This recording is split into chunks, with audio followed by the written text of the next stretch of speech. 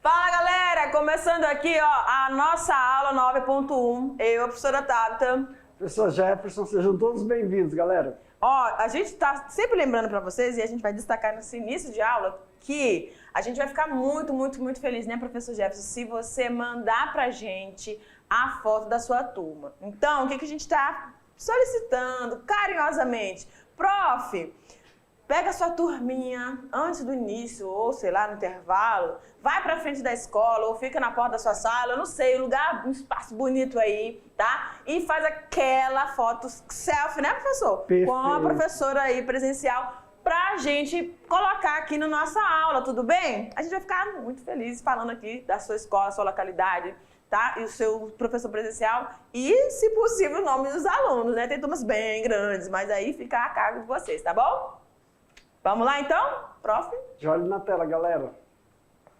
Essa é a nossa aula 9.1. Isso, na aula 9.1 nós vamos falar sobre a herança do grupo sanguíneo. Então nós vamos ver aí isso, vamos falar sobre sangue e sistema ABO e o RH.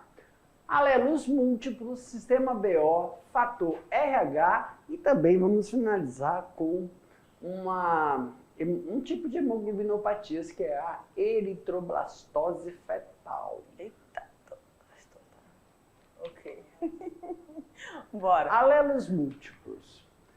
Alelos múltiplos ou polialelia significa que existem 3 ou mais tipos de alelo distintos para o mesmo locus gênico. Vamos ler primeiro. Em outras palavras, cada indivíduo tem apenas um par desses genes, mas as condições possíveis entre eles são variáveis. Por exemplo, pessoal, resumindo, professor, podemos chamar isso de polimorfismo? Sim, pode chamar de polimorfismo, são várias formas de um mesmo gene. Só que é assim, ó, por que são múltiplos? Professor, porque não existe só vou dar o exemplo do sangue, não existe só o tipo A, o tipo B e o tipo AB e o O. Tem o A1, A2, A1, variações do A, entendeu? É só... vem cá. Calma aí, deixa eu ver como é que é aqui. Aí, ó. Quando a gente está falando sobre o tipo sanguíneo, exemplo, né? Aqui é o homozigoto, né? Ó, esse aqui eu tô falando, né? O homozigoto, heterozigoto e o homozigoto recessivo é o que a gente já conhece, né? Só que para paralelos múltiplos, isso aqui é, bota bem aqui, ó. Paralelo múltiplo, vamos supor, do tipo A. Nós temos o A e o A. O que vem do pai e o que vem da mãe, né? Só que dentro do grupo A, tem o que a gente chama de alelos privados e os públicos. Privado é A, B, são privados. E O, A, B e O são privados. O A não pode doar para o grupo B. O B não pode doar para o grupo A, porque são privados. Mas tem os públicos. É que dentro do grupo A existe... Vou fazer deitado. O A1, A1. O A2, A2. Então, A3, A3. São várias formas do A. Só que vai até o 4. Então, vamos supor, nós temos 4 variantes dentro do sangue A. Se eu sou A, a Tabita é A, se eu dou para a Tabita, tem alguma reação imunológica? Tem, mas é tão inespecífica que a gente pode doar entre nós. Só que nós não somos iguais. Meu A não é igual ao A da Tabita. Só que a reação imunológica é muito inespecífica, muito fraquinha. Mas só que a gente tem essa diferença. Então são múltiplos alelos. A gente chama alelos múltiplos ou polialelia. São vários alelos, mas que representam o grupo A, dentro do A. Aí nós vamos ver os exemplos em outros animais. exemplo aí, ó. Bota aí. Mas há casos em que mais de 2 tipos de alelos estão presentes. Há casos em que mais de 2 tipos de alelos estão presentes em determinação de um determinado caráter da população.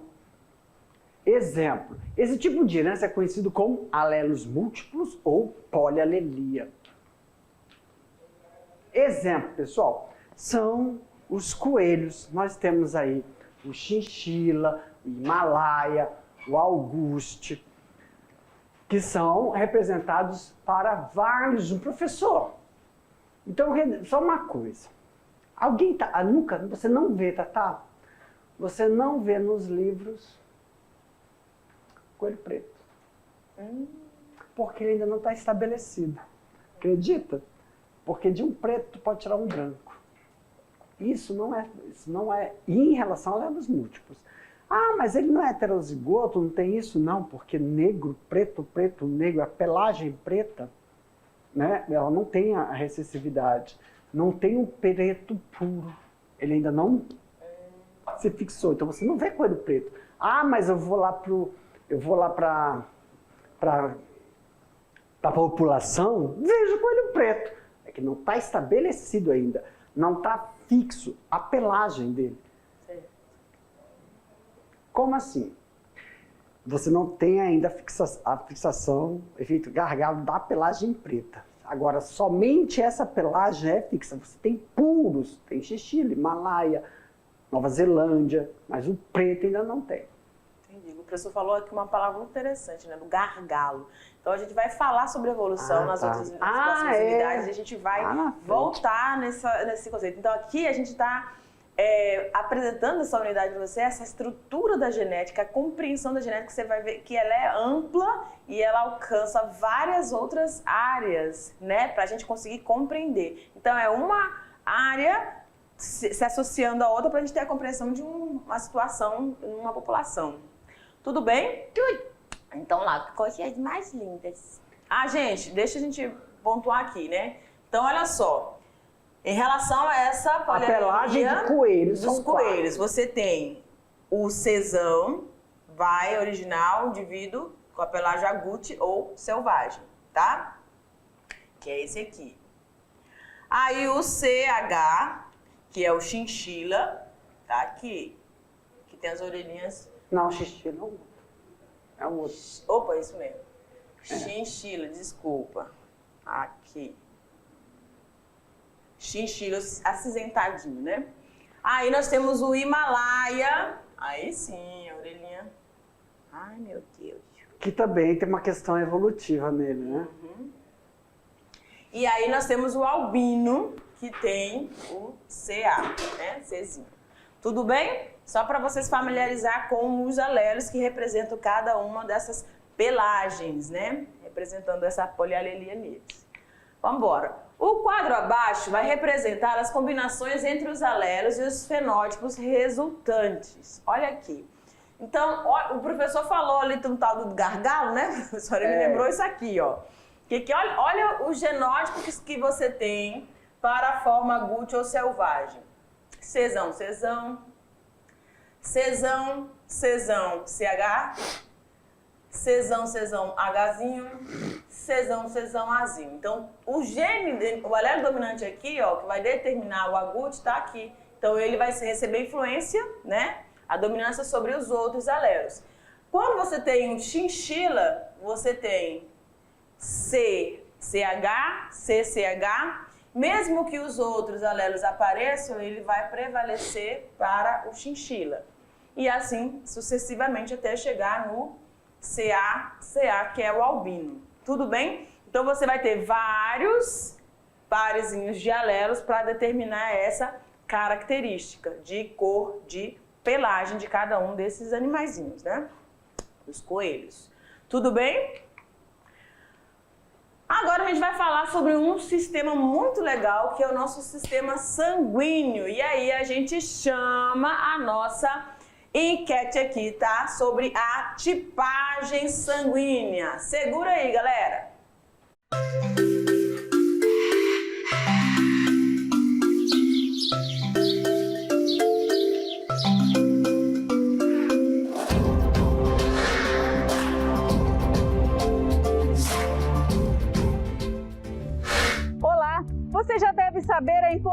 importância do sangue para a nossa vida, não é mesmo? É ele que faz a ligação entre os diversos órgãos do corpo humano através do sistema circulatório.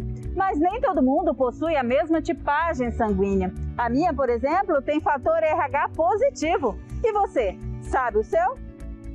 O fator RH, também chamado de fator Rhesus, é uma proteína que pode ser encontrada na superfície dos glóbulos vermelhos, que são células do sangue responsáveis por transportar o oxigênio ao corpo. Esse fator é muito utilizado para classificar os tipos sanguíneos. Quando a proteína está presente nas hemácias, indica que o sangue é RH positivo, ou quando não existe essa proteína na hemácia, indica que o sangue da pessoa é RH negativo.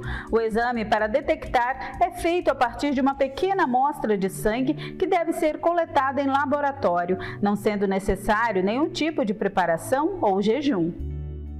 O RH é importante. Se você der um RH positivo, existe o RH, existe aquela característica considerada RH. Para alguém que não tem, na hora que ele vai receber uma coisa que ele não tem, então ele vai reagir contra, certo? O corpo reage contra, então você não dá um positivo para quem é negativo.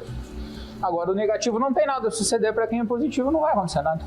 Além do fator RH, existem a classificação sanguínea, o tipo sanguíneo. Tipo sanguíneo é uma coisa muito vasta, né? Existem, se não me engano, 30 e tantos tipos de sangue. Não se usam todas essas classificações, a gente usa ABO, RH. Se classificou, se convencionou dentro do necessário para o uso colocar ABO e RH. Existem mais 30 e tantos tipos de sangue, né? Classificações de sangue. Que não... Por quê? Ele demonstra a característica no teu sangue de um componente.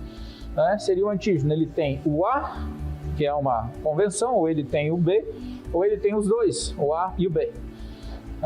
O O não tem nada, o O não tem nenhum desses antígenos, então ele é A porque tem o A, ele é B porque tem o B, ele é AB porque tem os dois e o O que não tem. Então você entendendo que tem alguma coisa em cada um, você entende para quem você vai doar. E é por isso que é importante sabermos a nossa tipagem sanguínea e dessa forma sabermos para quem podemos doar sangue ou de quem podemos receber. Você não pode pegar o A e doar para o B, porque a característica do que tem no sangue dele é diferente do outro, então vai haver uma reação. Você não pode pegar o B e doar para o A. Você vai causar uma reação, porque ele não tem o B, ele tem o A, ele tem uma coisa diferente. Então ele vai considerar aquilo como algo diferente e vai reagir contra. Você pode doar o A para o AB, ele tem o A lá, então ele aceita o A. Você pode doar o B para o AB, porque ele tem o B, ele vai aceitar o B. Você pode dar o O que não tem nada para o A, para o B e para o AB, porque ele não tem nada para causar reações. Certo? Então, o O doa para todo mundo, porque ele não tem antígeno. O A só doa para ele mesmo e para o AB. O B só doa para ele mesmo e para o AB. E o AB só AB, porque ele tem o A e o B. Se você doar para o A, você vai causar uma reação com o B. Se você doar para o B, você vai causar uma reação com o A.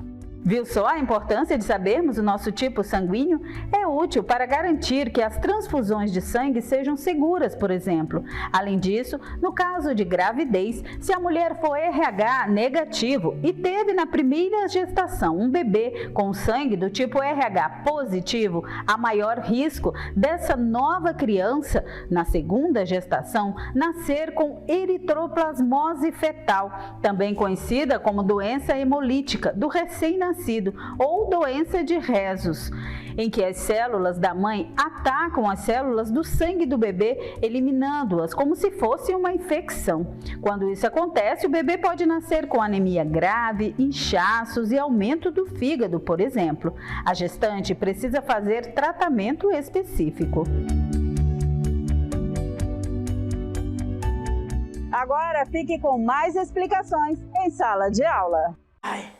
Galera, você viu aí quão importante é o conhecimento dessas tipagens sanguíneas, né?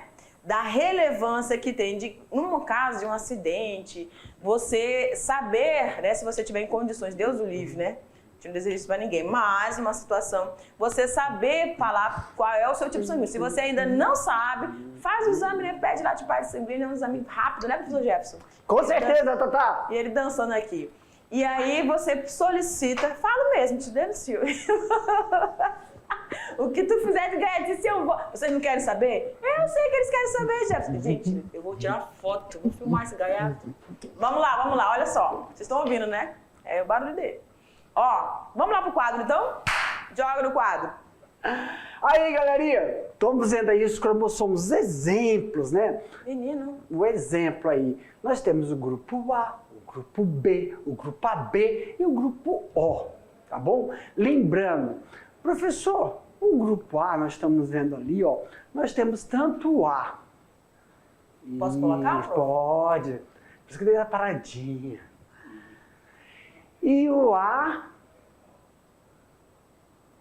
I significa o quê, professor? Significa que aqui, ó, esse indivíduo aqui, ó, e esse indivíduo aqui, ele recebeu do pai um alelo para o A e um alelo para o O, que é representado por I, tá bom? Do grupo I, ó, do grupo O. Então ele é heterozigoto. O B também, o B pode ser homozigoto ou heterozigoto. E o AB. Pronto. Então, quantos alelos nós temos, na verdade?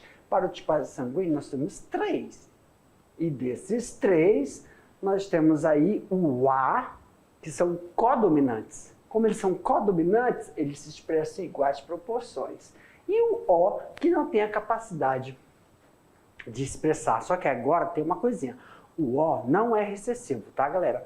Isso aí, o sistema sanguíneo, o O, ele é amorfo. O que é isso, professor? Ele não tem informação genética, ele não produz antígenos. Não é questão de recessividade, é questão que ele não tem código, ele não tem uma informação, então ele não tem a Isso é uma capacidade. representação didática, né? Para poder ilustrar que ele não apresenta. Ele não apresenta. Na verdade, o O, nós somos... Ai, vamos ali para frente. Não. Se ia se engasgando, eu quero saber isso aí. Aqui, meus queridos, não é que na verdade o O,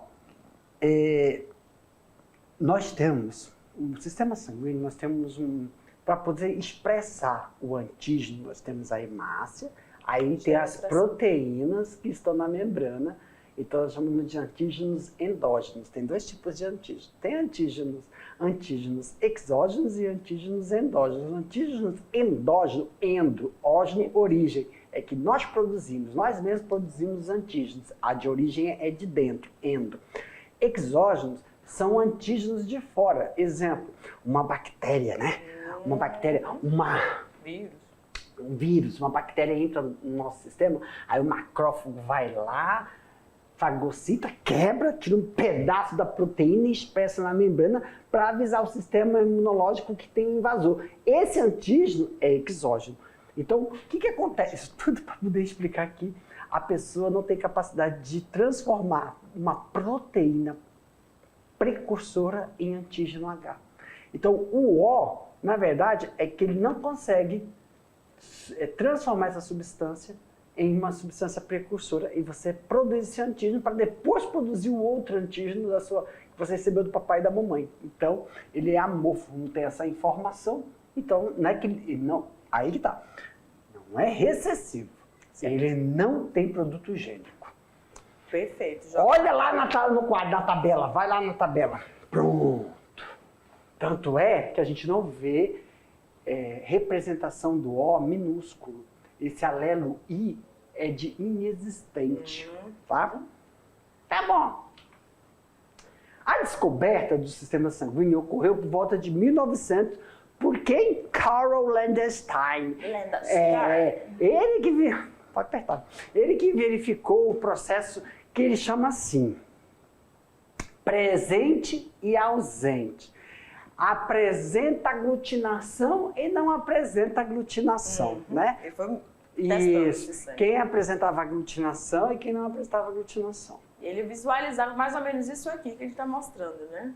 Juntou, professor, o que é aglutinar? Aglutinar é juntar, tá bom? É quando o anticorpo que está presente encontra o antígeno. E aí aglutina. O que aglutina quem? Junta quem? As hemácias. É importante que o professor destacou aqui. A reação do anticorpo para com o antígeno, né?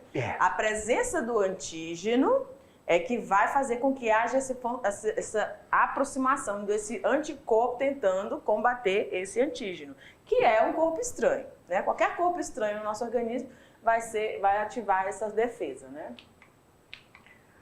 Landstein concluiu que determinadas pessoas têm sangues incompatíveis e, de fato, as pesquisas posteriores revelaram a existência de diversos tipos sanguíneos nos diferentes indivíduos da população.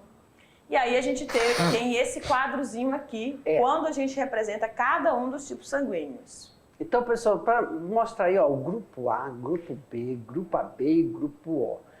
Então, nós temos a hemácia. Na hemácia, vocês estão vendo essas bolinhas grudadas na membrana da hemácia?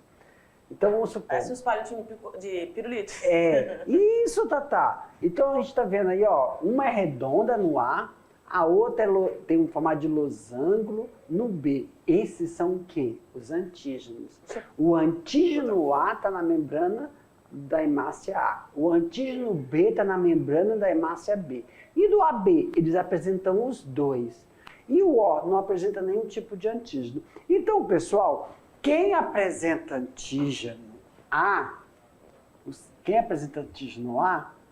produz anticorpo anti-B. Certo. Né? Porque o sistema imunológico, ele funciona assim. Tudo que você produz na sua membrana, você manda um sinal para as ilhotas produzir anticorpo contra tudo aquilo que não tem em você. Se eu tenho A, produz o que eu não tenho para me proteger, o B. Certo. Se eu tenho B, aí manda uma sinalização para as células reconhecer isso aqui é próprio. Então produz o que não é próprio, anti-A. Então a gente convenciona assim.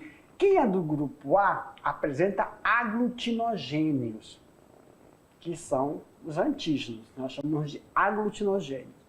Quem tem aglutinogênio A produz aglutinina, que é o anticorpo.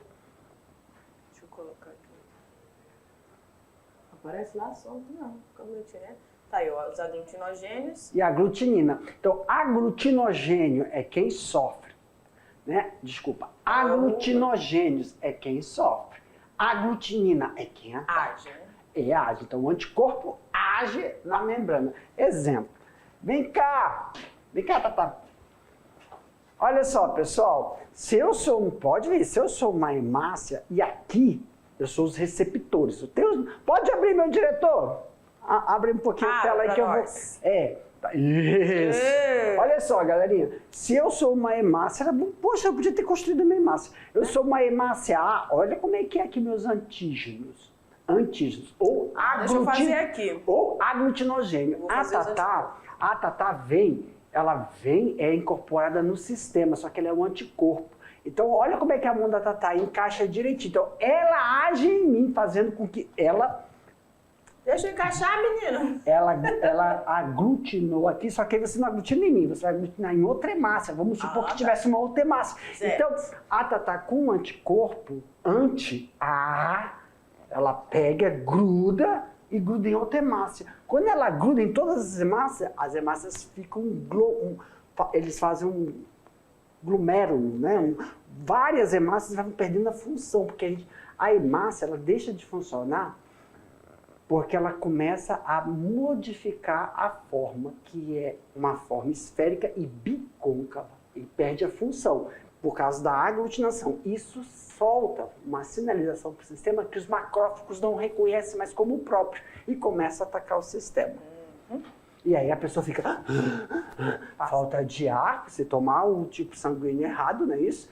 Ela fica com falta de ar e também vai perdendo todo o processo de homeostase, quer dizer, todo o sangue, aquela concentração, viscosidade, o pH. Aí são vários fatores que têm decorrência disso. Então, lá no quadro, dá uma olhadinha lá de novo. A gente vai voltar lá. A aglutinina é o que age, são os anticorpos. A aglutinogênio é o que sofre a ação. Então, por exemplo, pessoal, se eu sou do grupo A, eu produzo anti-B. Se eu sou do grupo B, eu produzo anti-A. Então, A não pode doar para B e B não pode doar para A. Por quê? Se essa hemácia entrar no sangue B, ó quem ataca. anti-A. Já foi. E se eu... Tata, e quando a gente toma sangue, a gente não toma, ó, sofreu um acidente, já precisa de sangue. Qual é o sangue? Vamos lá, não sei o meu, eu sou B, B. Aí olha só, tô sangue B, preciso de B. Você não vai tomar o sangue só todo, você vai tomar um concentrado de hemácia. Pra poder... Quando você doa sangue, claro, tem lá sangue total, mas eles vão centrifugar, separa concentrado de hemácia, eles chamam papa de hemácia só B. Eu preciso de anticorpos, só anticorpo. Eu preciso de linfócitos, só linfócitos. Então é tudo separado. E você não toma o sangue total. Isso é só uma situação muito de emergência, guerra. Aí você faz esse tipo de coisa sangue total, mas é sempre os concentrados, as bolsas. Então, por exemplo, o B. O AB, o grupo AB, olha só, o grupo AB tem tanto antígeno A como antígeno B. Se tem antígeno A, antígeno B, ele não produz nenhum tipo de anticorpo. Então o B, ele pode o quê? Receber de A e receber de B, que não vai ter ninguém que ataque. De novo, again, se eu pego... não gostei, isso aí apaga. Caneta. O A não doa para o B, porque ele é atacado pelo antígeno A. O B não doa para o A, porque ele é atacado pelo antígeno B, que está no sangue A. Agora, o AB não tem nenhum tipo de antígeno. Então, ele pode receber, ele recebe do A e do B. Agora, o AB não pode doar para o B, porque é atacado pelo antígeno A, que está na membrana. O AB não doa para o A, porque pode ser atacado, Certo. Entendeu? Agora, o O não tem nenhum tipo de antígeno. Então ele tem que se proteger de tudo que não tem no sistema dele. Ele tem tanto anticorpo O, ele não recebe de ninguém. Mas ele pode doar para todo mundo. Mas vamos ver isso direitinho, porque eu risquei tudo. A tabela em resumo. É isso aí, gente. Em relação a essa compatibilidade, então, tem esse quadrozinho aqui que eu acho ele fenomenal. A expressão da antiga, hein? Fenomenal. Para a gente identificar isso, tá? Então aqui você tem todos os grupos sanguíneos, né? Se você já sabe qual é a sua tipagem sanguínea, se é A, se é B, se é O, beleza, tá? Aí você vai fazendo aí as observações devidas. Então você produz um aglutinogênio, que a gente chama de antígenos. Então ele é produtor, o A, produtor do antígeno A, o B, produtor do antígeno B, como a gente viu lá na frente. E do AB produz os dois antígenos sem a produção de anticorpos. O O não possui antígeno nenhum, né? Mas vai produzir os dois anticorpos. E aqui nessa tabelinha, que eu acho que ela é muito fácil para você estar fazendo aí, trabalhando num momento de avaliação, né? Então você vai ter o quê? Você vai colocar lá os tipos sanguíneos, o AB, o A, o B e o O. Todos eles, obviamente, vão doar para eles mesmos, tá? Só que aí você lembrou que o professor Jefferson falou aqui, ó. O O, ele não possui anticorpos, né? Aliás, não possui antígenos, mas produz os dois anticorpos. Então, ele vai poder doar para o A, doar para o B e doar para o AB e doar para o B. Então, a gente chama aqui, ele é o doador. Agora, nessas horas de escrever, eu lembro do professor Silvio, porque ele tem uma letra tão bonita. É difícil mesmo. Doador universal, tá? Quem? O O. E o AB, ele vai estar recebendo, deixa eu apontar outra cor aqui. Ele vai estar recebendo, tá vendo? Uhum. Então, ele vai ser o receptor universal.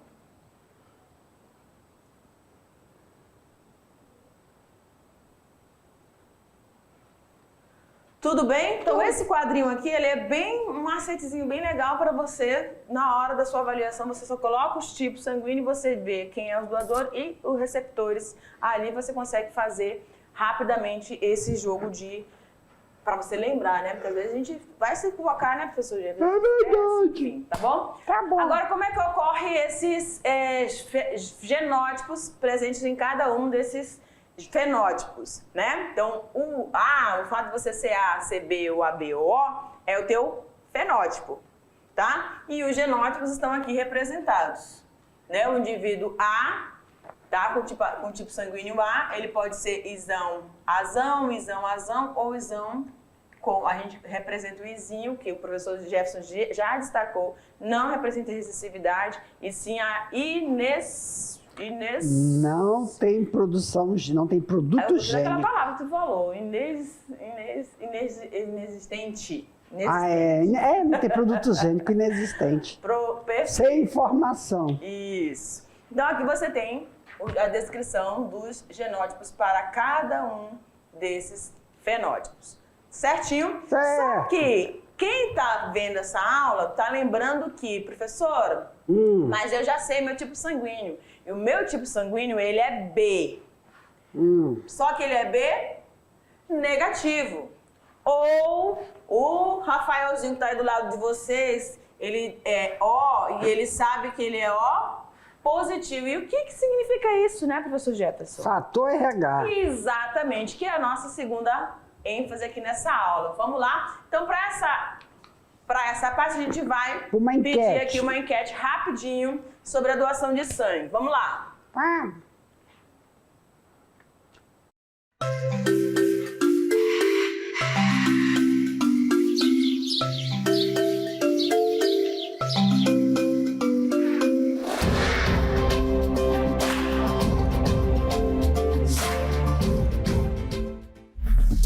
Agora vamos falar um pouco mais sobre doação de sangue. Doar sangue é ter a responsabilidade de compartilhar o que temos de mais precioso. A doação de sangue acontece em hemocentros, aqui em Porto Velho, na Fundação Emeron, FEMERON. A manutenção dos estoques de sangue em níveis seguros em todo o país depende da doação regular de sangue, que ainda é feita por uma pequena parcela da população brasileira. Diego é um desses. Pelo menos 4 vezes ao ano vem ao Hemocentro fazer o gesto de solidariedade. Começou a doar sangue aos 18 anos de idade e nunca mais parou. Na verdade, como eu falava, eu tive curiosidade, né, com relação à doação de sangue. E aí, por motivo também de um parente ter precisado, né, antes da maioridade e não ter conseguido doar, e acabei que indo, na verdade, no Ceará, né, comecei a doar sangue no Ceará e aos 18 anos e depois, desde então, não parei. Tem 7 anos que eu estou aqui e continuei a doação aqui no estado de Rondônia.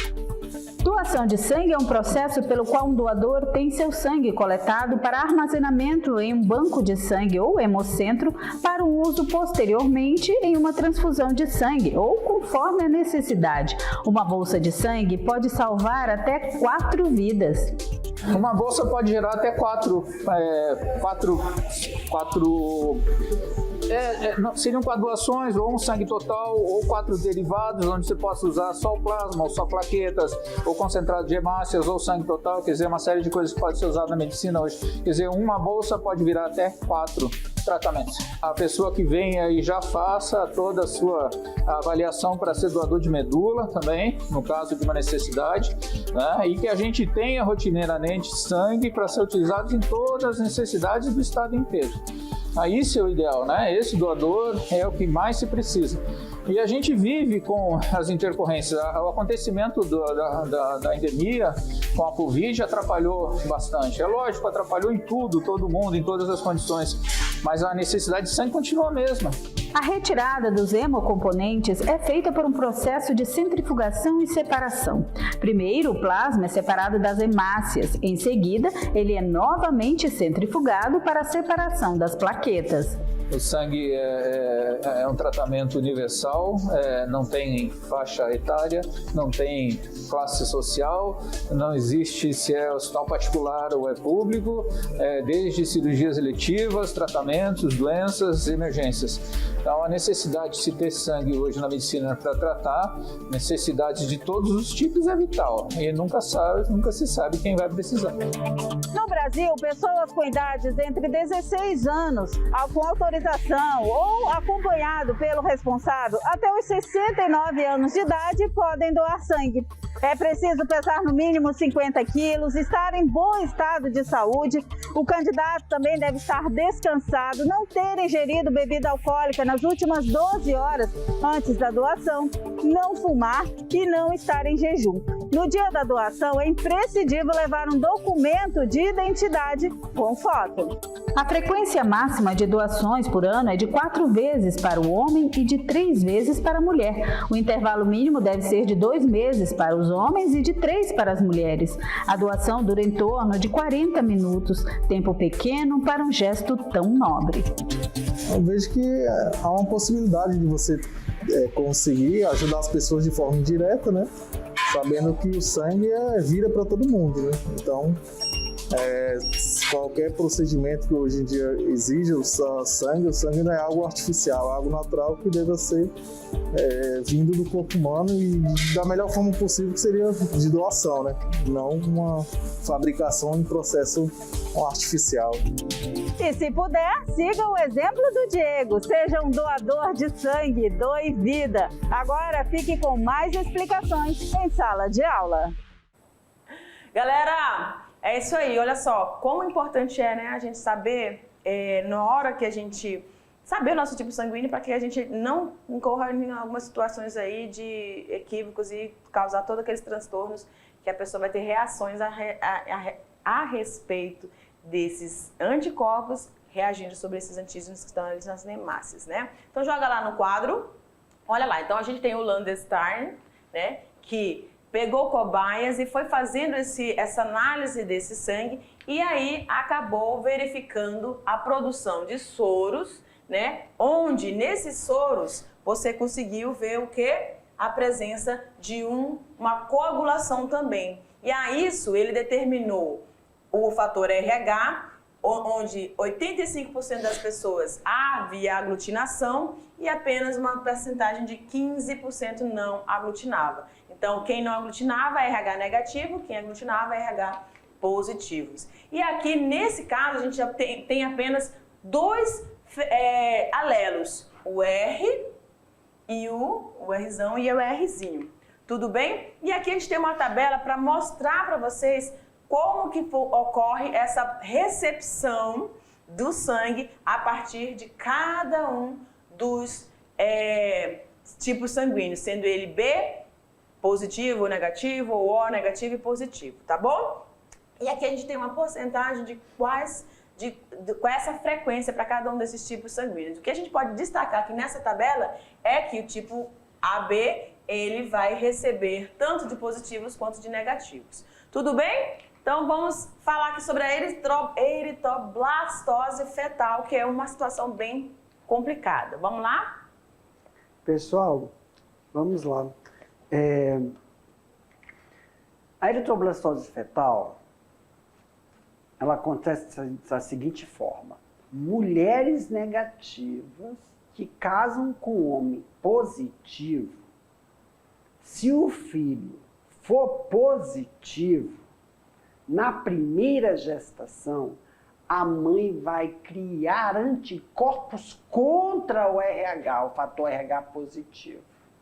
E aí, na segunda gestação, ela ataca o feto em desenvolvimento.